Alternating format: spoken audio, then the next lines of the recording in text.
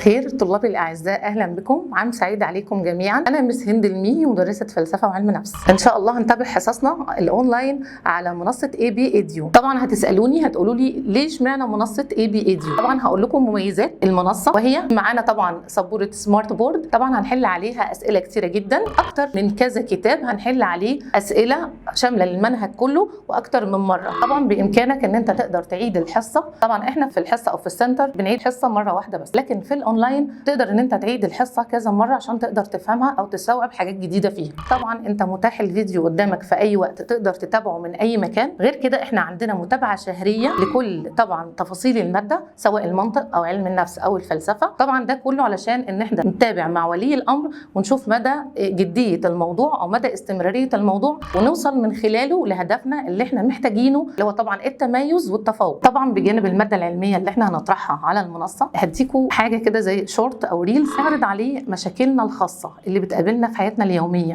زي مشاكل طبعا التنمر، مشاكل عدم الثقه، مشاكل اللي حابب يوصل لهدف معين وهو مش عارف يوصل له ازاي. دي كلها حاجات احنا هنطرحها. بامكانك ان انت طبعا تتواصل معايا على الخاص او في الكومنتات، وانا طبعا اطرح المشكله ونحاول نجد لها بقدر الامكان حلول. وطبعا انا معاكم على طول في الكومنتات، وهتابع معاكم بشكل شخصي جدا على نوعيه المشاكل، بدون طبعا ذكر اسماء، بدون معرفه اشخاص، ولكن هنعرضها بشكل عام بحيث ان احنا نقدر نوصل لاهداف او نقدر نوصل لحلول تقدر تساعدنا في حياتنا. واستنوني باذن الله في اول حصه باذن الله.